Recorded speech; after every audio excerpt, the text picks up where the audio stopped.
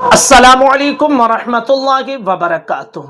हमारे किचन में मौजूद गरम मसालों में एक ऐसे मसाले मौजूद हैं कि जिनकी कीमत और अहमियत के बारे में हमें अंदाज़ा नहीं है। क्या आप स्क्रीन पर नजर आने वाली इस चीज़ को देख रहे हैं? इसे अजवाइन कहा जाता है। गरम मसालों में से एक मसाला ये भी है। तबीबों ने इसे बतौर दवा बहुत ज़्यादा इस्तेमाल किया है। अजवाइन के मुतालिक कहते हैं कि अजवाइन एक ऐसी चीज़ है कि अगर इंसान इसका इस्तेमाल करे तो इससे इन्फेक्शन से छुटकारा मिलता है। इसी तरह इंसान के अंदर क़ुव्वत मुदाफ़ात का इजाफा होता है, यानी बीमारियों से लड़ने की ताकत इंसान के अंदर बहुत ज़्यादा हो जाती है। इसी तरह अगर सांस में किसी इंसान को दुश्वारी हो और आप चाहते हैं कि वो दुश्वारी ख़त्म हो जाए और जिस वजह से सांस में दुश्वारी हो रही है वो वजह ख़त्म हो जाए,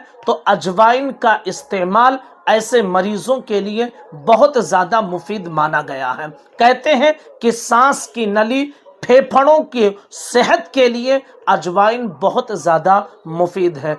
वो लोग कि जिनको धूल मिट्टी से एलर्जी हो, ऐसे लोगों के लिए अजवाइन बहुत ज़्यादा फ़ायदेमंद है। इसी तरह वो लोग जो कोलेस्ट्रॉल को लेकर परेशान होते हैं, उनके लिए तबीबों ने ये माना है कि अजवाइन के इस्तेमाल से कोलेस्ट्रॉल का लेवल बहुत ही ज़्यादा मुतवाज़िन रहता है। जो लोग डायबिटीज़ के मरीज़ हैं और दिल का आर्जा उन्हें लाहिक हो जाता है, या फिर वो चीज़ें जो खाते हैं वो मोटापा उनके जिस्म में बढ़ा देती है, तो फिर ऐसे लोगों के लिए अजवाइन बहुत ज़्यादा मुफीद है। इसी तरह वो लोग कि जिन लोगों में जोड़ों में दर्द बहुत ज़्यादा पैदा हो जाता है, ऐसे लोगों के लिए अजवाइन बहुत ज़्यादा मुफीद है। अब लेना कैसे है, इसका तरीक़ा क्या है, इस तरीक़े को अगर आप जान लिए और इस्तेमाल करना शुरू कर दिए हैं तो फिर जान लीजिए कि आप चाय पीना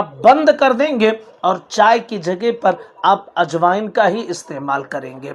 इसके हवाले से तबीबों ने ये बताया है कि आप एक गिलास पानी लें और एक गिलास पानी में आप 1 चम्मच अजवाइन डाल दें और अच्छी तरह से उसे उबाल दें। यानी 1 गिलास पानी आपने लिया और 1 चम्मच अजवाइन डाला और उसे अच्छी तरह से उबाला कि गिलास भर का पानी अब वो कप के बराबर पहुंचा है और अजवाइन की जो रख है वो पूरी तरह से पानी में उतर चुकी है। अब उसके बाद आपको उसमें सिर्फ और सिर्फ अपनी ज़रूरत के मुताबिक जितनी आपको मिठास चाहिए, अगर मुमकिन हो तो शहद मिला लें, और अगर आप चाहते हैं तो थोड़ा सा काला नमक उसमें मिला लें, और अगर नींबू हो तो थोड़े से खट्टेपन के लिए नींबू निचोड़ दें, और उसके बाद आप इसको इस्तेमाल करें।